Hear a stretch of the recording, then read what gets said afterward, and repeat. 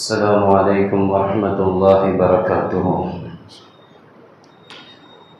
الحمد لله رب العالمين، والصلاة والسلام على رسوله خاتم النبيين وعلى آله الطيبين وأصحابه الطاهرين والمؤمنين والمسلمين كلهم أجمعين. أما بعد، أعوذ بالله من الشيطان الرجيم. بسم الله الرحمن الرحيم. ومن يغلل يأتي بما غل يوم القيامة. صدق الله العظيم. وقال نبينا وشفيعنا مولانا محمد رسول الله صلى الله عليه وسلم: إذا مات الإنسان انقطع عنه عمله إلا من ثلاث: وصدقة جارية، وعلم ينتفع به، وولد صالح يدعو له. صدق رسول الله صلى الله عليه وسلم. எல்லா புகழும் அல்லாஹு ஜல்ல ஷானுஹு தஆலா ஒருவனுக்கே உரித்தாக. ஆமீன். அருமை நாயகம் முஹம்மது ரசூலுல்லாஹ் ஸல்லல்லாஹு அலைஹி வஸல்லம் அவர்கள் மீதும் நற்பாக்கியத்திற்குரிய அவருடைய குடும்பத்தார்கள், சஹாபாக்கள், தாபியீன்கள், தபா தாபியீன்கள், அக்தாபுகள், அவுலியாக்கள், சுஹதாக்கள், நாதாக்கள், நல்லவர்கள், இங்கே பாக்கியத்திற்குரிய ஜும்மாவுடைய தொழுகைக்காக குழுமி இருக்கிற அனைவரின் மீதும் அல்லாஹுவின் நல்லருள் என்றென்றும் நிறைவாக நிலவட்டுமாக. ஆமீன். இன்று எல்லாம் வல்ல அல்லாஹ்விடத்தில் பிரார்த்தித்து துவங்குகின்றேன். அல்லாஹு ஜல்ல ஷானுஹு தஆலா மனிதனுடைய இந்த உலக வாழ்க்கையை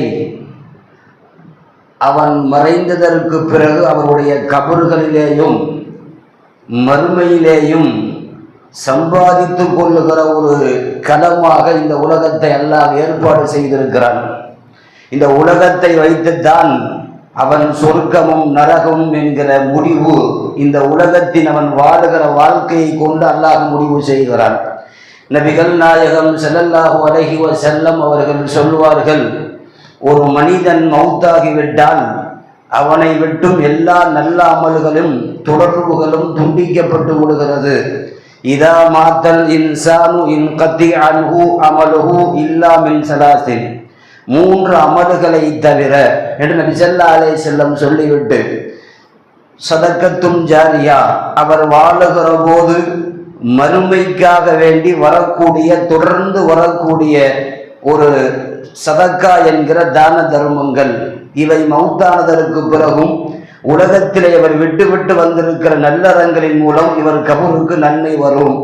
இரண்டாவது, இல்முன் யன்தஃபிஉ பிஹி, இவர் வாழுகிற போது கல்வியை கொண்டு யாருக்கெல்லாம் பயன்பாட்டில் நல்ல விஷயங்களை சொல்லிக் கொடுத்தாரோ, இவர் மறைந்ததற்கு பிறகும் இவரால் சொல்லிக் கொடுக்கப்பட்ட நல்லறங்களின் மூலம் அமல் செய்கிற எல்லா மக்களுடைய நன்மையின் ஒரு பகுதி அதை சொல்லிக் கொடுத்த ஆசானின் கபர்களுக்கு வந்து சேரும்.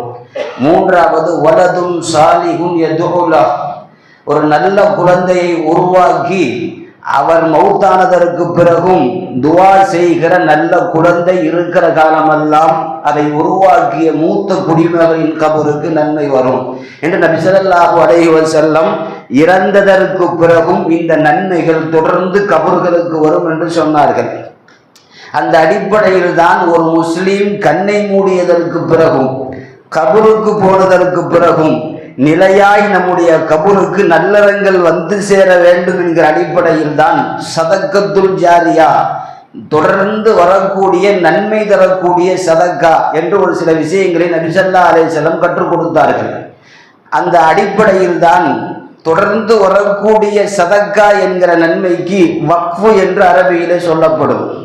இவர் ஒரு பொருளை அல்லாஹ்விற்காக வக்ஃபு செய்து விட்டார், ஒரு பள்ளிவாசலோ அல்லது மதரசாவோ அல்லது பொதுமக்கள் பயன்பாட்டிற்காக வேண்டி ஏதாவது 6 குளங்களை வெட்டி கொடுத்ததோ ஏதாவது ஒன்றை இவர் வக்ஃபு செய்துவிட்டு மௌத்தாகிவிட்டால் அந்த பொருள் உலகத்திலே பலன் தருகிற காலமெல்லாம் அதை வக்ஃபு செய்தவருடைய கபர்களுக்கு அந்த சதக்காவின் நன்மை போய்கொண்டே இருக்கும். இது நபி ஸல்லல்லாஹு அலைஹி வஸல்லம் வக்ஃபு என்கிற இந்த சட்டத்திற்கு சொன்னார்கள். அதனால்தான் பெரும் பெரும் அரசர்கள் எல்லாம் இஸ்லாத்திலே வாழுகிற போது வக்ஃபு செய்தார்கள். அல்லாஹ்விற்காக இந்த சொத்தை நான் தருகிறேன். பெரும் பெரும் அரசர்கள் செய்தார்கள், பெரும் பெரும் மால்தார்கள் செய்தார்கள். பணக்காரர்கள் சொத்து எழுதுகிற போது இந்தந்த குழந்தைக்கெல்லாம் இந்த சொத்து என்று எழுதி வைத்து விட்டு ஒரு பகுதியை இஸ்லாத்திற்காக அல்லாஹ்விற்காக வக்ஃபு செய்கிறேன் என்று எழுதினார்கள். இப்படி பெரும் பெரும் பணக்காரர்கள் செய்ததை போல, பெரும் பெரும் அரசர்கள் செய்ததை போல நடுநிலையான மக்களும் கூட வக்ஃபு செய்திருக்கிறார்கள் என்றெல்லாம் நாம் வரலாற்றிலே பார்க்கிறோம். வக்ஃபு என்றால் என்ன என்பதை நாம் கொஞ்சம் முதலில் தெரிந்து கொள்ள வேண்டும்.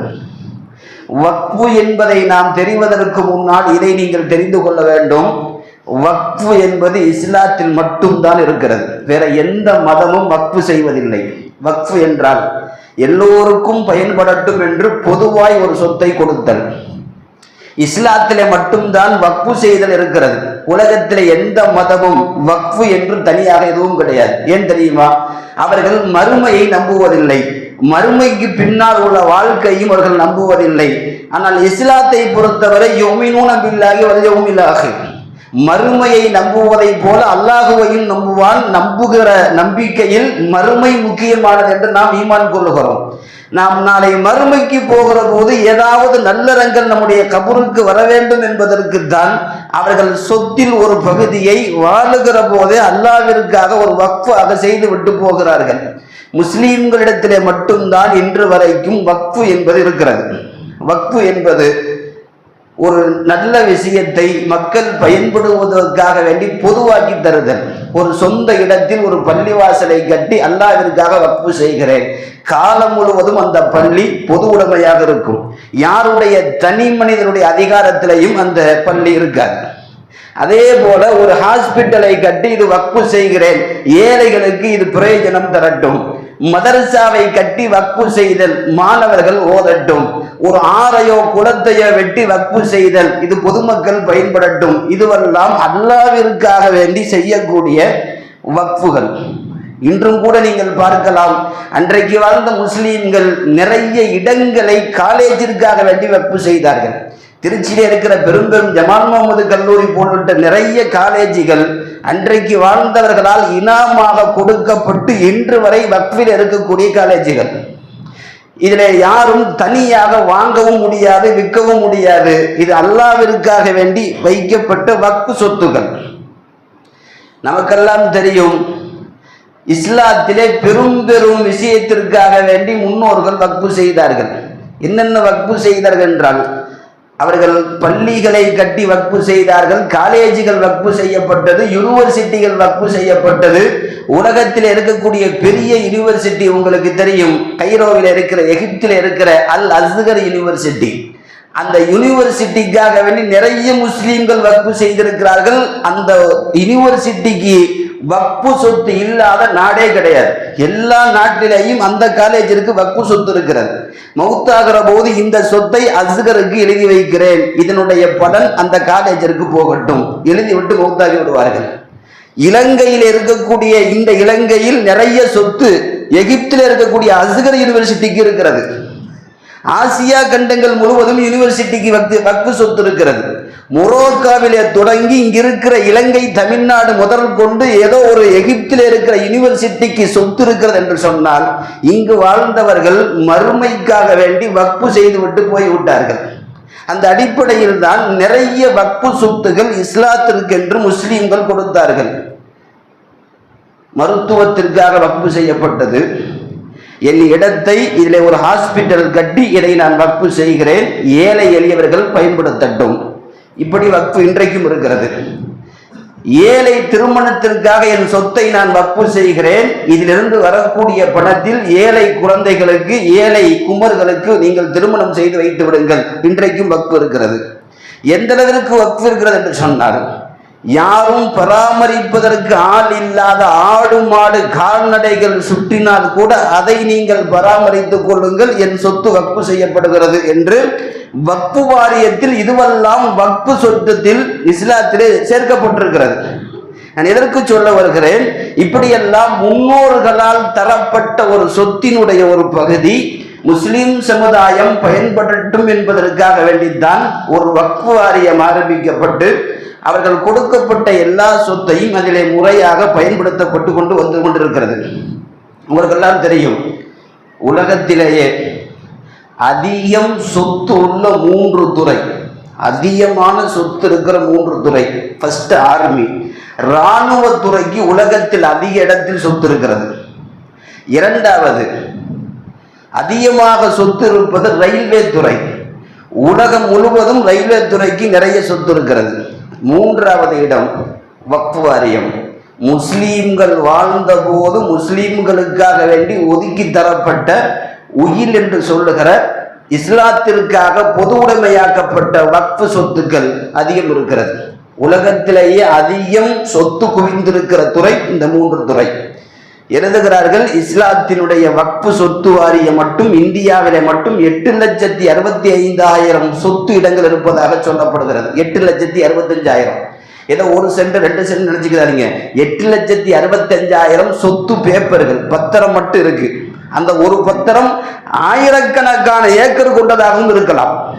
அதனுடைய ஒட்டுமொத்த சொத்தினுடைய விவரம் லட்சக்கணக்கான கோடிகளுக்கு மேல் போகிறது என்று சொல்லுகிறார்கள்.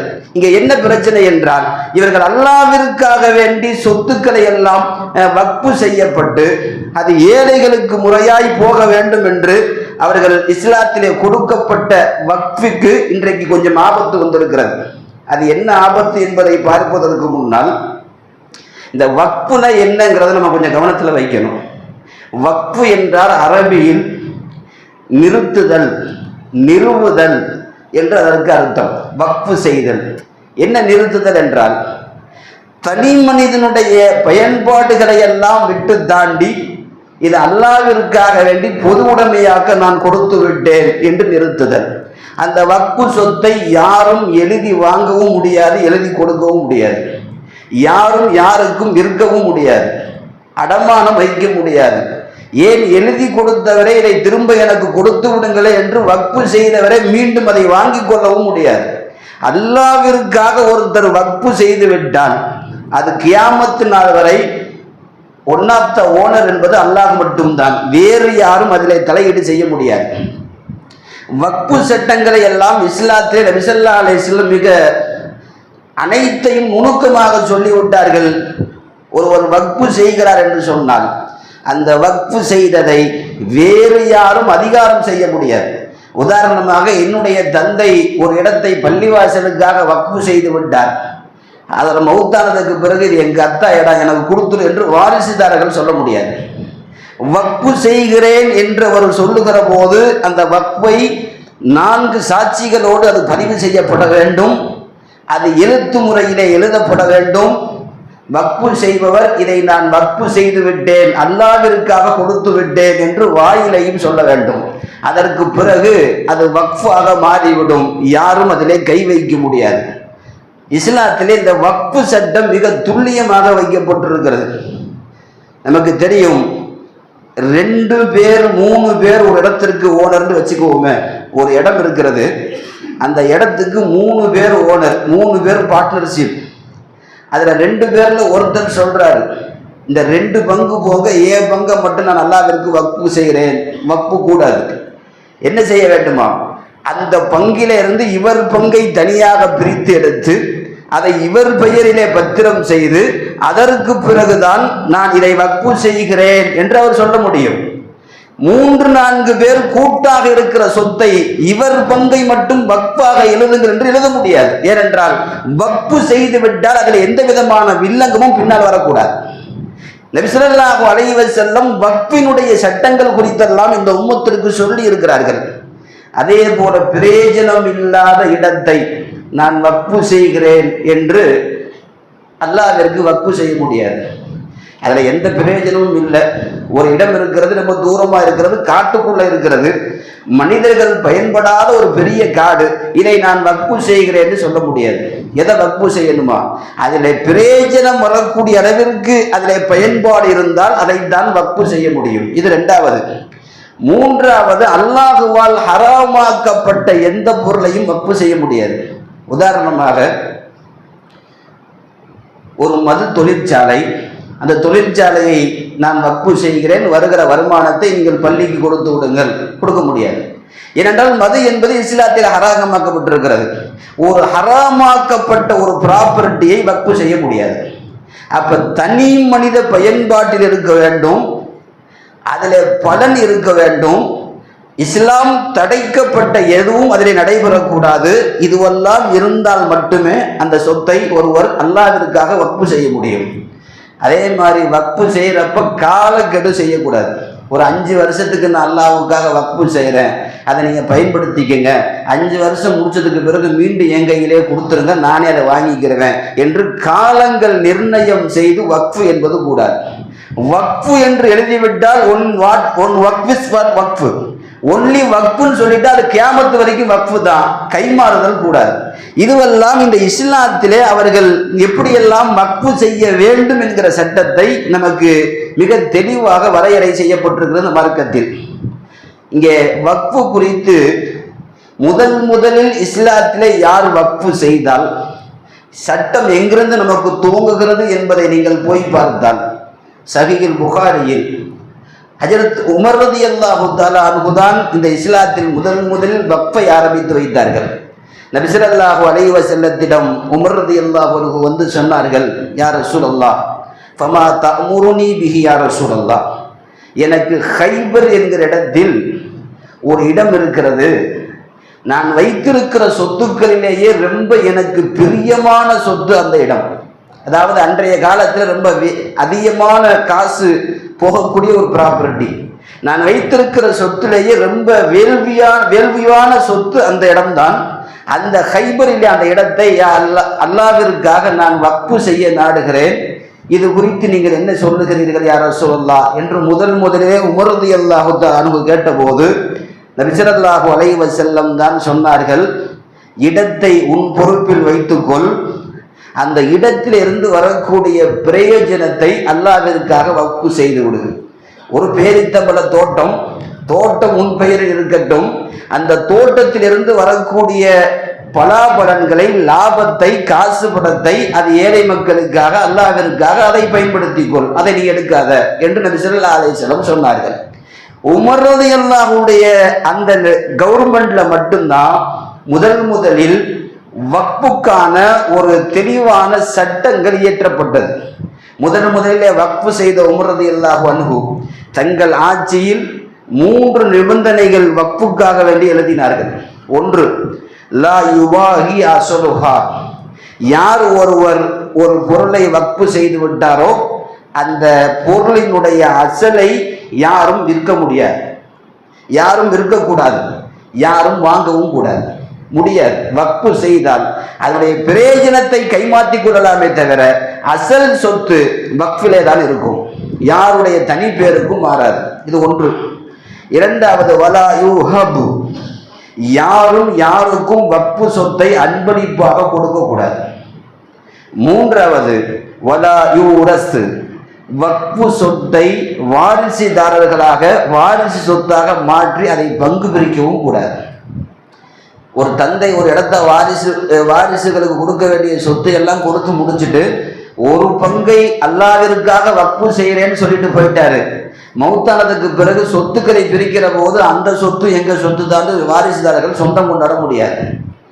அப்போ ஒரு வக்ஃபுக்கான ஒரு வரை விளக்கணம் என்பது உமர் ரலியல்லாஹு எழுதியது, அதுதான் இன்று வரைக்கும் அசல் சட்டமாக பயன்படுத்தப்பட்டிருக்கிறது. ஒன்று, வக்ஃபு செய்தவருடைய அசல் சொத்தை யாரும் வாங்கவோ விற்கவோ கூடாது. இரண்டாவது, யாருக்கும் அந்த வக்ஃபு சொத்தை அன்பளிப்பாக கொடுக்கக்கூடாது. மூன்றாவது, வக்ஃபு சொத்தை வாரிசுதாரர்கள் அதை பங்காக பிரித்து கொள்ளக்கூடாது. இதுவெல்லாம் உமர் ரலியல்லாஹு தஆலா அன்ஹு வக்ஃபினுடைய சட்டங்கள் குறித்து எழுதி கொடுத்தார்கள். அந்த அடிப்படையில் தான் இன்றைக்கு வரைக்கும் இஸ்லாத்திலே பெறப்படுகிற எல்லா வக்ஃபு சொத்துக்களும் இந்த அடிப்படையில் இருந்து தான் துவங்குகிறது. இஸ்லாத்திலே இன்றைக்கு வரைக்கும் வக்ஃபுக்கென்று நிறைய சொத்துக்கள் உண்டு. எக்கச்சக்கமான சொத்துக்களை இந்தியாவிலே ஆண்ட சுமார் 760 வருஷம் வாழ்ந்த முகலாய பேரரசுகள் வக்ஃபு செய்தார்கள். ஒன்றென்று அல்ல, ஆயிரக்கணக்கான ஏக்கர்களை இஸ்லாத்திலே வக்ஃபு செய்து விட்டு போனார்கள். பெரும் கோடீஸ்வரர்கள் வக்ஃபு செய்தார்கள். இன்னும் சொல்ல போனால் அந்த அரசர்கள் முஸ்லிம்களுக்கு மட்டுமல்ல, கோயில் நிலத்திற்கு வக்ஃபு செய்தார்கள். இதில் நீங்கள் கோயில் கட்டி கொள்ளுங்கள் என்று கொடுத்தார்கள். அதெல்லாம் போக முஸ்லிம் சமுதாயத்திற்கு மட்டும் தனியாக கொடுக்கப்பட்ட வக்ஃபு. இதில் இருக்கக்கூடிய பிரயோஜனத்தை முஸ்லிம் சமுதாயம் மட்டும் அனுபவித்துக் கொள்ளட்டும். அதுதான் வக்ஃபு வாரியம். அதுக்காக வேண்டி வக்ஃபு வாரியங்கள் அமைக்கப்பட்டு அதன்படி இன்று வரை முஸ்லீம்களுக்கு உண்டான தேவைகளை அந்த வக்ஃபு வாரியம் நிறைவேற்றி கொண்டு வருகிறது. உங்களுக்கு எல்லாம் தெரியும், இஸ்லாத்தினுடைய நாடுகளிலே 54 முஸ்லீம் நாடுகள் இருக்கிறது. உலகத்தில் 54 முஸ்லீம் நாடுகள். இந்த 54 முஸ்லீம் நாடுகளிலேயே அதிகமான வக்ஃபு சொத்து வைத்திருப்பது இந்தியா மட்டும்தான். இந்தியாவிலே மட்டும்தான் ஏகப்பட்ட சொத்துக்களை இதற்கு முன்னால் வாழ்ந்தவர்கள் அல்லாஹ்விற்காக வேண்டி தன்னுடைய மறுமைக்காக வேண்டி வைத்து விட்டு போய்விட்டார்கள். இந்த வக்ஃபு குறித்து சில விஷயங்களை இன்னமும் நாம் தெரிந்து கொள்ள வேண்டும். இன்றைக்கு நாடு முழுக்க இந்த வக்ஃபினுடைய சொத்து இப்போது சர்ச்சையாகி கொண்டு வருகிறது. நீங்கள் எல்லாம் அடிக்கடி கேள்விப்பட்டிருப்பீர்கள். என்ன சர்ச்சை என்பதை கொஞ்சம் நீங்கள் தெரிந்து கொள்ள வேண்டும். முதல்ல வக்ஃபுக்குண்டான சட்டத்தை நீங்க தெரிஞ்சுக்கணும். வக்ஃபு செய்தவர் இந்த வக்ஃபு செய்கிற போது அதற்கு என்னென்ன விஷயங்களை ஷருத்து வைக்கிறாரோ, உதாரணமா ஒருவர் ஒரு இடத்தை அல்லாஹ்விற்காக வக்ஃபு செய்கிறார். வக்ஃபு செய்கிற போது அவர் சொல்லுகிறார், இதிலே மதரசா கட்டுங்கள், மாணவர்கள் ஓதட்டும். இது அவருடைய வசீல், அதாவது வசியத்து. வக்ஃபு செய்தவர் இதை மதரசா கட்டுங்கள், மாணவர்கள் ஓதட்டும் என்று வக்ஃபு செய்துவிட்டு இடத்தை கொடுத்து விட்டார், அல்லது மதரசா கட்டியும் கொடுத்தார்னு வைத்துக் கொள்ளுங்களேன். அந்த இடம் கியாமத்து வரைக்கும் மதரசாவாகத்தான் இருக்க வேண்டும். இல்லை மதரசா கட்ட வேணாம், பள்ளிவாசல் கட்டலாம், ஏன்னா அதுவும் தொழுகை நடக்கிற இடம் தானே என்று அந்த வக்ஃபு செய்தவர் என்ன சொன்னாரோ அதை தாண்டி வேறொன்று செய்யக்கூடாது. மதரசா கட்டுங்கள் என்று சொன்னால் மதரசா மட்டும்தான் கட்ட வேண்டும். பள்ளிவாசல் கட்டுங்கள் என்றால் பள்ளிவாசல் மட்டும்தான் கட்ட வேண்டும். இதற்கு இதை செலவழித்துக் கொள்ளுங்கள் என்று வக்ஃபு செய்தால் அந்த காரியத்திற்கு மட்டும்தான் செலவு செய்ய வேண்டும், வேறு எந்த காரியத்திற்கும் செலவு செய்யக்கூடாது. இஸ்லாத்தில் எந்த அளவுக்கு சட்டம் எழுதப்படுகிறது என்றால், பள்ளிவாசலுக்கு முன்னாடி மின்சாரம் வர்றதுக்கு முன்னாடி எண்ணெய் விளக்கு எழுதப்பட்டிருக்கும். எண்ணெய் ஊற்றி திரி ஊற்றி விளக்கு ஆங்காங்க எரியும். அப்போது வக்ஃபு செய்தவர்கள் எழுதிவிட்டு போனார்கள். இன்றைக்கு வரைக்கும் பைலா இருக்கிறது. என்ன தெரியுமா? பள்ளிவாசலிலே எரியக்கூடிய விளக்கிற்கு என் காசில எண்ணெய் வாங்கி ஊத்துங்கள், இந்த காசு இந்த இடத்திலிருந்து வரக்கூடிய வருமானம் இது எண்ணெய்க்காக வேண்டி என்று எழுதிவிட்டு கொடுத்து விட்டு போவார். அதில் எண்ணெய் தான் வாங்கி ஊற்ற வேண்டுமே தவிர பள்ளிவாசலுக்கு பாய் வாங்கி போடக்கூடாது. பள்ளிவாசலுக்கு மெம்பரில் ஏதாவது போர்த்துவதற்கு போர்வை வாங்கி போடக்கூடாது. பள்ளிக்கு இந்த காரியத்திற்கு என்று வக்ஃபிலே ஒருவர் குறிப்பிட்டால் அந்த காரியத்திற்கு மட்டும்தான் பயன்படுத்த வேண்டும். எந்த அளவிற்கு சட்டம் எழுதுகிறார் என்றால், ஷர்த்துல் வாகிபி கனஸ்ஸில் குர்ஆன், வக்ஃபு செய்யக்கூடியவர் எந்த ஷருத்தை சொல்லுகிறாரோ அது குர்ஆனிலே அல்லாஹ் சொன்னதற்கு சமமானது. அதை மாற்றக்கூடாது. அல்லாஹ் குர்ஆன்ல என்ன சொன்னானோ அதுதான் செய்யணும். அதே மாதிரி தான் வக்ஃபு செய்யக்கூடியவர் என்ன நிபந்தனையிலே கொடுத்தாரோ அதற்கு மட்டும்தான் அந்த சொத்தை பயன்படுத்த வேண்டும். இது இஸ்லாத்தில் வக்ஃபினுடைய சட்டங்களில் எழுதி தரக்கூடிய இந்த விஷயங்கள். அதே போல இந்த வக்ஃபு சம்பந்தமான சில விஷயங்களிலே இந்த வக்ஃபு வாரியம் என்பது நம்மெல்லாம் கேள்விப்பட்டிருப்போம். முன்னோர்கள் இஸ்லாத்தின் வளர்ச்சிக்காக வேண்டி கொடுக்கப்பட்ட சொத்துக்கள். முதல்ல சுதந்திரம் பெறப்பட்ட 1947க்கு பிறகு ஒரு 5 வருடம் கழித்து 1954 தான் முதலில் இஸ்லாத்தினுடைய சொத்துக்கள் வக்ஃபு வாரியம் என்று சொல்லி ஆரம்பிக்கப்பட்டு யாரெல்லாம் இஸ்லாத்தினுடைய வளர்ச்சிக்காக வேண்டி தன்னுடைய சொத்துக்களை கொடுத்தார்களோ அந்த சொத்துக்களை எல்லாம் ஒன்றிணைத்து ஒரு வாரியம் அமைக்கப்பட்டது. முதல் 1954. அதற்கு பிறகு அந்த வக்ஃபு வாரியம் என்று தனியான சொத்துக்களை பராமரித்து அதற்காக ஆள் போட்டு அதற்காக ஆங்காங்கே வாரியங்கள் அமைத்து எங்கெங்கே இஸ்லாத்திலே வக்ஃபு சொத்துக்கள் இருக்கிறது கணக்கெடுக்கப்பட்டு அதை முறையாக இஸ்லாமிய மக்களுக்கு திருப்பி கொடுக்கப்பட்டது. 1995 ஒரு 30 வருஷத்துக்கு பிறகு ஏற்கனவே போட்டிருந்த பைலா அந்த சட்டத்திலே சில திருத்தங்களை கொண்டு வந்தது அரசு. அன்றைக்குள்ள சட்டங்களுக்கு கொஞ்சம் கூடுதலாக வரைவிலக்கத்தோடு சில சட்டங்களை சேர்த்தது. 1995 ஒரு 30 வருஷம் கழிச்சதுக்கு பிறகு மீண்டும் வக்ஃப் வாரியத்தினுடைய புதிய சட்டத்தை இந்திய அரசாங்கம் கையில் எடுத்தது. அதில் இந்த இஸ்லாமிய சொத்துக்கள் இருக்கிற எல்லா வக்ஃப் சொத்தையும் வாரியம் அரசாங்கம் அதில் யாரை நியமனம் செய்கிறதோ வக்ஃப் வாரியத்தின் பொறுப்புதாரிகள் முடிவு செய்வார்கள். அவர்கள் என்ன சொல்லுகிறார்களோ அதன்படித்தான் அந்த சொத்து அதனுடைய பயன்பாடுகள் இஸ்லாத்திற்கு போகும். இதில் கோர்ட்டோ கவர்மெண்டோ தலையீடு செய்ய முடியாது. வக்ஃப் வாரியத்துடைய பொறுப்புதாரிகள் என்ன சொல்லுகிறார்களோ அதன்படித்தான் கவர்மெண்ட் கேட்கும். இது ஒன்று. இரண்டாவது, வக்ஃப் சொத்தை யாராவது என்னது என்று யாராவது கை வைத்தால், அதை முயற்சி செய்தால், இந்த வக்ஃப் வாரியம் போய் அதை மீட்கும். தேவைப்பட்டால் அவர்களை கொண்டு வந்து கோர்ட்டிலே கூட நிறுத்தி போராடும். மூன்றாவது, ஏற்கனவே இவர்கள் வைத்திருப்பது வக்ஃப் சொத்து, அதை இவர்கள் கையகப்படுத்தி தங்களில் வைத்திருக்கிறார்கள் என்று வக்ஃப் வாரியத்திற்கு தெரிய வந்தால், அது எவ்வளவு பெரிய நிறுவனமாக இருந்தாலும் சரி, அது கவர்மெண்ட்டுக்கு சொந்தமானதாக இருந்தாலும் சரி, அது வக்ஃப் வாரியத்திற்கு சொந்தமானது என்கிற ஆவணங்கள் உறுதிப்படுத்தப்பட்டால் மீண்டும் வக்ஃப் வாரியத்தில் அந்த இடம் ஒப்படைக்கப்படும். இதுவெல்லாம் 1995 புதிதாய் வக்ஃப் வாரியத்தினுடைய அந்த சக்தியை, அதனுடைய ஆதிக்கத்தை வெளிப்படுத்துகிற வண்ணமாக அன்றைய அரசு முடிவு செய்தது. ஆனால் இன்றைக்கு இப்போ என்ன பிரச்சனை தெரியுமா? இன்னைக்கு என்ன பிரச்சனை நடந்துட்டு இருக்கு தெரியுமா? வக்ஃபில் இன்றைக்கு எல்லா இடங்களிலும் போராடிட்டு இருக்கிறாங்க. உலமாக்கள் எல்லா இடங்களையும் சொல்லிட்டு இருக்கிறாங்க.